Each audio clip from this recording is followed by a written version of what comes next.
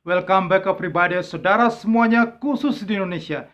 Sudah sekian kali, ribuan kali, barangkali sejak dari tahun lalu saya sudah menyuarakan hal ini. Bahwa bahaya akan terjadi di tahun 2022, akan terjadi market crash luar biasa, kejatuhan ekonomi di seluruh dunia. Krisis ekonomi luar biasa itu akan terjadi. Tetapi orang Indonesia memang sudah dasarnya itu keras kepala, ngeyel, itu memang sudah dasarnya. Karena ini sejarah membuktikan. Saya kilas balik ya, sejarah tahun 2008. Itu bukan informasi dengar dari orang, seperti banyak sekali konten-konten YouTube ya yang memberitakan berita itu mereka tidak mengalaminya sendiri. Walaupun ada mentor terkenal di Indonesia sekarang tentang saham, dia pun baru hidup di dunia saham sekitar tahun 2009 menurut kisahnya. Saya dari tahun 1997, saya kursus saham, saya belajar saham sejak kuliah, saya trading saham pertama kali tahun 98, 99, tahun 2000. Setelah itu hilang, tahun 2008 saya mendapatkan duit banyak, saya trading saham. Dan saya mengalami loss banyak, ludes banyak itu di tahun 2008. Itu pengalaman saya pribadi. Bukan saya dengar cerita orang atau lain. Saya sendiri, uang saya ludes di saham. Bagi saya sih luar biasa banget itu segala harta kerja saya. Tapi bagi orang lain itu duit sangat kecil. Ya cuma 1,2 M yang ludes bagi orang lain. Tapi saya itu luar biasa. Habis di saham tahun 2008. Ya, nah itu ceritanya. Saya bagi ini supaya Anda semua paham. Ya, karena kita ini, saya sudah tahu memang bahwa itu akan terjadi. Karena kita sudah tahu bahwa sejak tahun 2007 memang sudah ada kejadian banyak sekali tanda-tanda crash sudah ada kejadian waktu bulan Agustus 2007. Tetapi market berbalik lagi. Harga minyak naik, bursa saham dunia naik lagi di awal-awal Februari 2008. Nah, pada memasuki siang hari di bulan September tanggal 16, adem-adem ayem. Market hijau-hijau, pagi-pagi indeks harga saham gabungan lagi hijau-hijaunya, lagi bagus-bagusnya. Kita waktu itu saya sudah berhenti kerja sementara, saya mau fokus trading saham saja. Saya tiap hari kita beberapa orang itu selalu berkumpul di satu galeri di Jalan Medan Merdeka Barat. Ya, ada satu perusahaan plat merah yang menyiapkan galeri untuk nasabah trading. Jadi zaman tahun itu, jadi kita sering berkumpul situ setiap pagi, kita absen pulang jam 4 sore. Jadi kita trading berkumpul di situ. Pagi-pagi bursa hijau, kita ketawa hihahi. Tetapi pas makan siang kita lihat di Eropa sudah pada merah semuanya. Bursa lagi jatuh, ada apa ini? Ada apa ini? Ternyata pas Bursa Efek Indonesia buka, indeks langsung jeblok tajam ya sekitar 3-5%. Ternyata beritanya adalah waktu itu adalah perusahaan bank investasi ya, sekuritas terbesar di dunia, bank investasi namanya Lehman Brothers yang sudah bertahan hidup sudah 3 generasi, jadi sudah 150 tahun hidup di dunia ini, bangkrut, menyatakan bangkrut karena krisis tidak bisa membayar krisis karena utang yang menumpuk karena tidak mampuan orang membayar kredit dari krisis subprime mortgage itu. 2 hari 3 hari market kembali rebound lagi. Kita tidak keluar dari saham. Memang kita sebagian besar di blue chip ada kecantol, kita masih lagi trading. Bandel. Bangsa Indonesia selalu bandel, trading saham lagi, informasi saham bumi mau dikerek. Biasanya begitu, kalau di saat-saat kondisi sudah mau ambruk, market global itu, krisis dunia itu, ada aja isu-isu saham-saham gorengan-gorengan itu diangkat. Ini saya cerita pengalaman berbagi, terserah Anda mau percaya tidak, urusan Anda. Yang penting saya sudah melakukan misi baik ini, sudah memberitahukan kepada Anda. Karena pada tahun 2008 itu tidak ada YouTube. Tidak ada orang yang memberikan informasi seperti ini. Tidak ada dunia keterbukaan. Yang ada hanya berita dari analis di perusahaan-perusahaan sekuritas. Ekonom-ekonom mengatakan ekonomi baik-baik saja. Indonesia kuat, fondasinya kuat. Terus. Seperti dengan saat ini. Semua mengatakan baik-baik. Tidak ada terkena pengaruh. Walaupun di luar itu sudah hancur-hancuran. Ekonominya mau bangkrut. Pak Presiden mengatakan di kemarin di PDI, di Rakernas PDI mengatakan bahwa ada 42 negara, bahkan ada 50 negara bahkan ambruk tahun ini. Bagaimana? Kita tidak terpengaruh. 42 negara, 62 negara ambruk, kita tidak terpengaruh. Anda akan lihat buktinya saja nanti. Kalau saya bilang logikanya ya pasti terpengaruh lah, ya. Tapi ya sudahlah, itulah Indonesia, selalu begitu terus. Jadi saya mau kasih tahu di Anda, kepada Anda adalah untuk berita penyeimbang. Ya, supaya saya ini membantu Anda, menyelamatkan Anda. Tapi terserah Anda lah, ini urusan Anda ya. Anda boleh percaya yang baik-baik terus, bagus-bagus terus. Nah, saya di sini berbagi kisah itu. Bahwa di situ kita bandel, kita masih beli saham, kita masih membeli saham Bumi lagi. Kita beli terus, katanya Bumi mau ke 10.000 lagi. Banyak sekali orang-orang pada zaman saya itu, banyak yang rugi di saham Bumi. Kita sesama yang biasa nongkrong di galeri saham itu, ada satu orang ya, pensiunan pegawai negeri jadi stroke gara-gara kasus 2008 ini. Hampir semuanya. Ya. Ludes semuanya. Dan bukan hanya di Indonesia, di seluruh dunia. Jadi yang Anda pikir trading saham itu semua itu ada momennya, siklusnya. Di saat sekarang jangan Anda beli lagi. Tanda-tandanya kan mulai Maret 2022 kemarin itu harusnya Anda keluar sudah. Jangan ada rebound beli lagi. Anda bisa lihat aja. Bursa saham dunia mulai dari Amerika, Eropa itu harganya sudah terprosok, sudah turun. Apalagi S&P sudah turun banyak itu, 20% lebih. Kita ini masih anteng aja di atas-atas terus. Jangan pikir fondasi ekonomi kita kuat. Karena ada batu bara, masih ada devisa, ada orang, ada negara luar masih membeli itu minyak goreng, punya komoditi-komoditi kita. Masih membutuhkan. Masih. Ya, tapi Anda lihat sekarang. Dolar rupiah kita berapa? Tembus 15.000, gawat. Gawat. Ya, sejarah pasti berulang kembali. Indonesia bangsa paling bandel. Ya, ngeyel. Baik-baik terus, merasa diri paling hebat, paling kuat. Eropa bangkrut, Amerika bangkrut. Mana bisa? Logika di mana? Kita bisa kuat sendiri. Negara-negara 42 negara bangkrut, terus kita kuat sendiri. Emang kita punya komoditi, kita makan sendiri, kita jual sendiri. Kita jual ke mereka-mereka itu semuanya. Saya kasih tahu. Amerika resesi, krisis, stagflasi yang akan terjadi. Stagflasi berarti apa? Mereka akan mengurangi itu produksi. Berarti permintaan itu akan berkurang di dunia. Amerika kurang permintaan, China kurang permintaan, Jepang kurang permintaan, 42 atau 62 negara yang Pak Presiden ngomong itu kurang permintaan. Maka kita ya kurang ada yang beli dong. Kita rugi dong. Apakah itu nggak berpengaruh? Rupiah kita nggak melorot, bursa saham nggak jatuh. Logika di mana? Capek. Kalau Anda punya pikiran yang logika kalian itu yang suka kebalik-balik itu yang logika itu ya, semua itu ada gilirannya. Sekarang memang kita IHSG belum jatuh, tapi nanti ada gilirannya. Karena itu sudah terjadi di tahun 2008. Saya melihat, mengalami sendiri. Semua sudah jatuh, masih naik. Dari September itu masih naik terus. Kita membeli saham Bumi di harga 8.000. Kita masih beli. Akhirnya Bumi terakhir di 8.700. Kita jualnya pada saat nanti. Jadi pada tanggal 8 Oktober itu ada analis yang memprediksi kejatuhan saham Indosat, dan Indosat benar-benar hancur dalam sehari 23% di harga 3.950.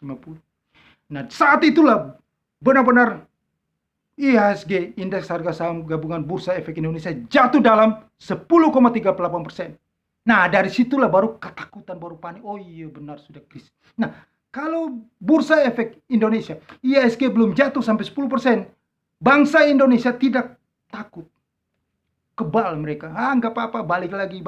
Nah, setelah jatuh 10% itu baru ada kepanikan luar biasa. Sampai akhirnya Presiden Susilo Bambang Yudhoyono membuat rapat terbatas dengan menterinya dan menyetop. Di dunia cuma kita yang mensuspend bursa. Bukan suspend sahamnya, tapi bursa kita disuspend seminggu. Bukannya tanggal 13 Oktober lagi. Dan setelah buka, harga saham Bumi menjadi 1.500 buka pertama. Jadi saya dan kawan-kawan itu yang membeli harga saham Bumi di 6.000, 7.000, 8.000, kita jualnya di 1.500. Bayangin aja 1,2 M ludes. Ya. Dan kita pakai margin lagi. Karena waktu itu zaman itu bisa pakai margin. Akhirnya kita dipaksa short selling. Akhirnya uang saya tinggal 190 juta. Ya itu bukan hanya di saham Bumi, ada di saham batubara, Antam dan lain-lain ya, termasuk juga ya banyak sekali. Saya tidak mau sebutkan, tapi ya. Dan setelah itu melorot terus berita yang sudah keluar di media. Ketua Pansus Trisno Mahir, dia sendiri mengatakan dia rugi 3,5 triliun jual saham Bumi di harga 550. Itu kejadiannya. Kita tidak pernah tahu. Sekali market turun itu bisa 10%, bisa 7%, 5%. Dan kalau Anda, kaum milenial, mungkin yang sudah level saya usia, mungkin mereka sudah punya pengalaman itu, mereka sudah tahu siklusnya. Tetapi yang milenial ini keras kepala, sok tahu. Ya nggak apa-apa, Anda harus mengalami pengalaman itu dulu. Baru Anda percaya dengan apa yang kita ngomong. Itu sudah wajar, karena dulu juga saya begitu. Seperti Anda. Saya masih ngotot kan, saham masih naik, beli. Sepertinya tidak ada usaha di luar sana, cuma usaha di saham saja. Nah itulah Indonesia, makanya banyak sekali kerugian. Dan ini saya rasa bukan di Indonesia, fenomena di seluruh dunia. Setiap ada krisis, siklus krisis, pasti ada makan korban. Karena memang benar, yang untung adalah bandar. Harus ada makan korban di seluruh dunia, harus ada uang yang ludes, selalu ada korbannya. Nah, tahun ini yang korban paling banyak itu di cryptocurrency, di Bitcoin. Pasti. Si racun tikus kodrat kata Warren Buffett dan kata Bill Gates, teori orang dungu bodok-bodok itu nanti makan korban paling banyak di seluruh dunia. Bahkan ini akan terjadi kekacauan luar biasa di seluruh dunia. Uang akan habis. Meratap tangis air mata darah itu akan terjadi di Bitcoin dan saham. Itu dua itu yang makan korban paling terbesar di dunia. Anda buktikan nanti di bulan Oktober. Mungkin tidak sampai Oktober, sudah terjadi September. Selalu sejarah berulang-ulang terus kejadian luar biasa krisis itu di bulan September, Oktober. September, Oktober, September, Oktober. Tapi tahun ini saya ketuk palu tok Oktober 2022. Akan terjadi meratap tangis air mata darah di seluruh dunia. Karena Bitcoin jadi nol. Kalau Bitcoin jadi nol, semuanya cryptocurrency akan Bitcoin aja nol, apalagi cryptocurrency yang lain minus nol. Nah, saya kasih logika di sini ya, supaya Anda bilang, kenapa kok bisa jadi nol? Bitcoin itu aset nggak jelas, racun tikus kodrat, tidak ada fundamentalnya, scam project dan lain-lain, teori orang dungu. Harga minyak dunia, saya kasih tahu. Harga minyak dunia, Anda boleh cek ya. Di tanggal untuk kontak pengiriman bulan Mei itu di tanggal 21 April 2020. Pada saat pandemik merebak itu, akhirnya semua negara lockdown. Pabrik-pabrik tutup semuanya, tidak ada permintaan minyak di seluruh dunia. Tutup. Semuanya produksi menurun semuanya. Ekonomi mati. Yang tumbuh cuma di medical. Jadi yang membutuhkan minyak, tidak ada permintaan minyak di dunia. Harga minyak dunia di kontrak di New York Mercantile Exchange itu turun. Hingga mencapai titik minus 0,37 terhadap US dollar. Itu mungkin sepanjang sejarah dunia sampai kiamat tidak pernah ada harga itu. Minus 0,37 terhadap US dollar. Anda yang trading futures pasti tahulah. Yang saham gak ngerti lah. Apalagi Bitcoin. Tapi harga minyak aja bisa minus 0,37 terhadap US dollar. Itu tanggal 21. Cek tanggal 21 April 2020. Iya, benar. 21 April 2020. Apalagi Bitcoin. Itu aja logika Anda. Ya. Minyak yang fundamental semua orang pakai. Tapi satu waktu bisa semua orang tidak pakai. Dan harga minyak ini, kalau memang mungkin dalam waktu dekat ini akan mencapai harga tertinggi, tapi setelah itu dia akan anjlok tajam juga menuju ke harga $1. Pasti. Ini yang saya pelajari selama saya di dunia keuangan ini. Sejak lulus kuliah tahun 1997 sampai detik ini, saya amati terus fundamental makroekonomi begitu. Jadi saya bicara ini bukan hanya belajar teorinya, tetapi pengalaman saya amati dan saya alami sendiri. Bukan mentor-mentor yang cuma dari buku bikin konten. Saya alami sendiri. Jadi Anda tinggal buktikan aja apa yang saya ngomong. Jadi kalau saya ngomong itu Oktober 2022, jangan berpikir itu saya meramal apa. Anda buktikan dulu. Karena ini semua berdasarkan ekonomi. Saya memang mau saya bikin data-data ya waktu tidak cukup, Anda mungkin tidak senang, dan saya juga tidak bisa edit kayak seperti itu, saya jujur saja. Saya bicara tentang fundamental yang saya pelajari, dan Anda perlu buktikan itu omongan saya benar apa tidak secara teori ekonomi. Ini pengalaman kita. Jadi bulan September dan Oktober selalu, dan kita ingat rupiah kita itu akan melemah di bulan Oktober, karena yang saya amati selalu pembayaran utang saus itu banyak sekali itu gerakannya ke atas itu bulan Oktober dolar rupiah.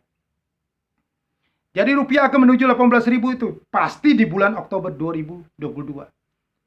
Nah, di sini saya mau kasih tahu, ini saya memberi Anda itu tidak ada di konten-konten lain memberitakan begini. Semuanya baik-baik terus. Ada jurang 1 meter di depan. Ya, ada jurang tuh. Mereka bilang masih bagus, fondasi ekonomi kuat terus. Akhirnya membawa orang masuk jurang. Kita harus bicara apa adanya dengan fakta. Sekarang memang negara di luar masih membutuhkan komoditi kita. Kita masih mendapatkan uang. Ibaratnya kita masih menjual telur kita. Masih banyak yang membutuhkan telur kita. Harga minyak tinggi, mulai berkurang permintaan telur itu. Sudah sedikit telur kita. Suku bunga naik, membuat ekonomi mati.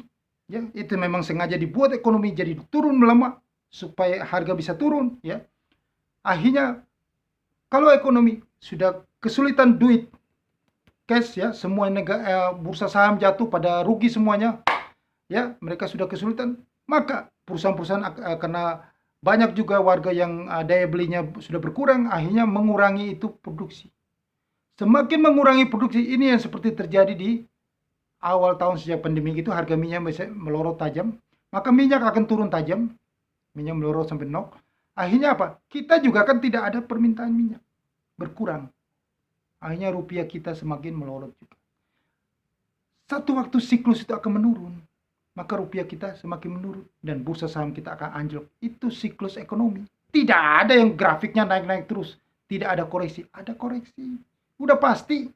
Tidak ada orang belanja terus. Tidak ada, pasti mengerem. Gas, rem.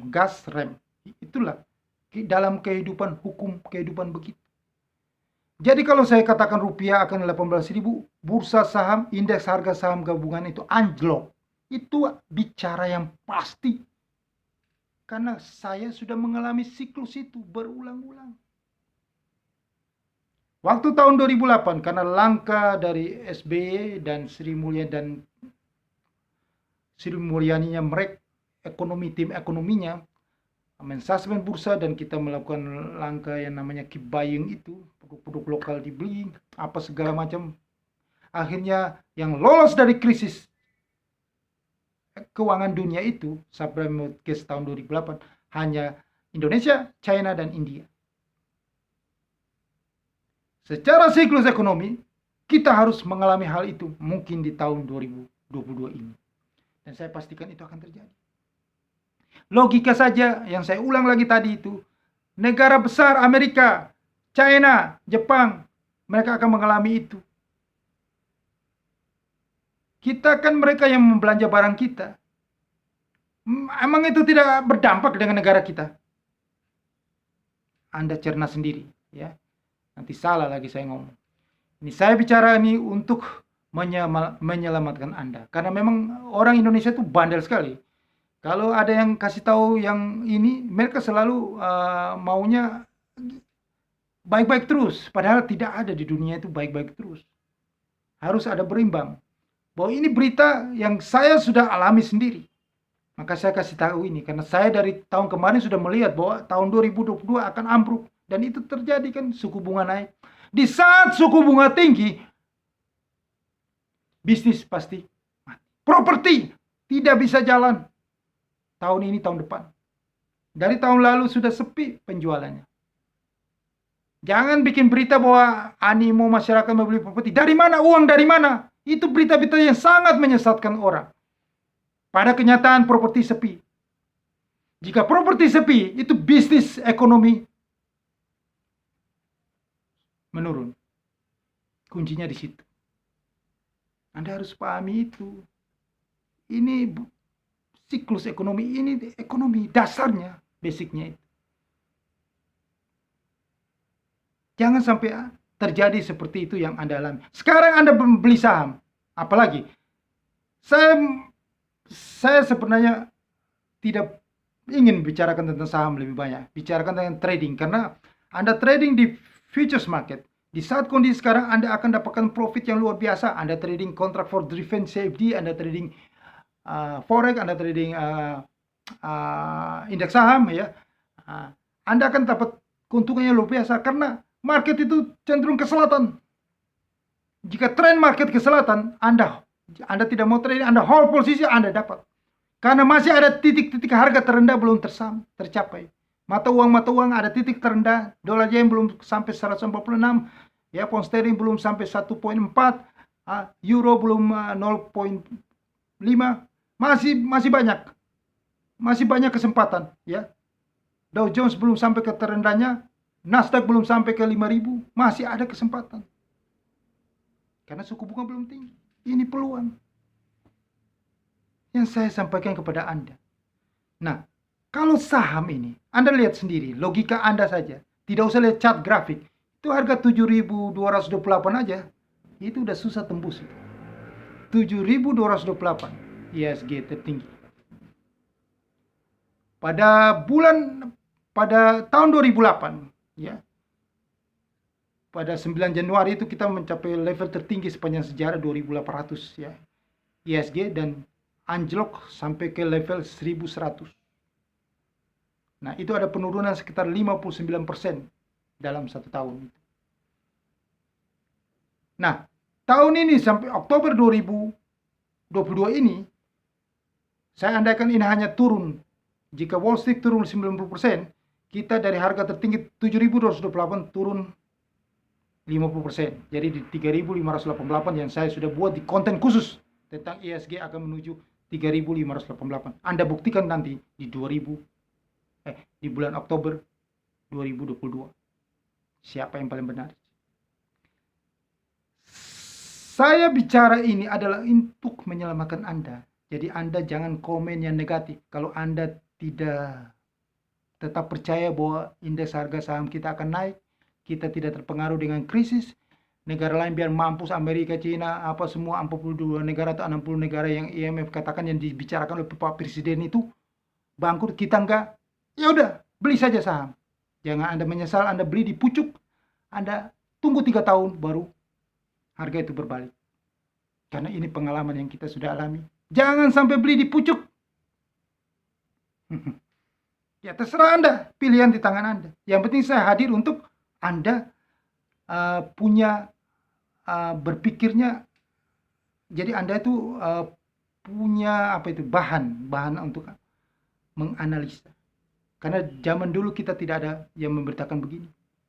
Tahun 2008 semua bagus-bagus terus, akhirnya masuk jurang semuanya.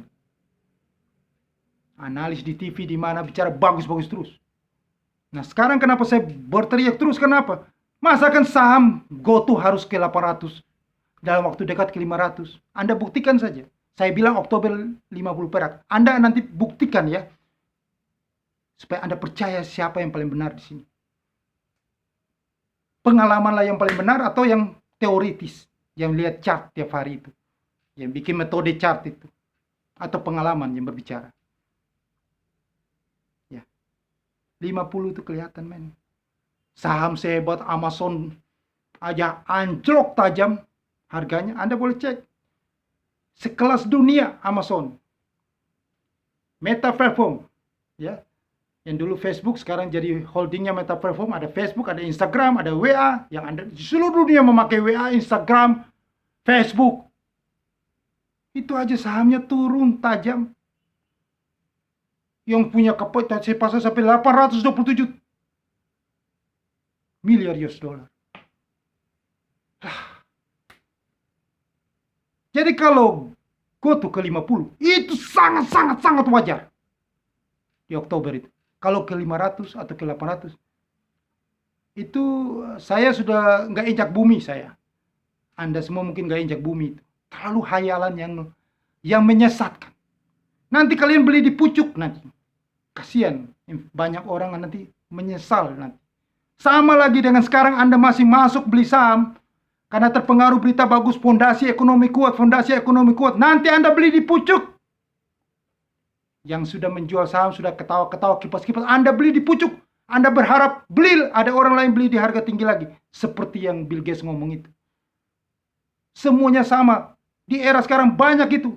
Masa monyet digambar digital harga puluhan miliar.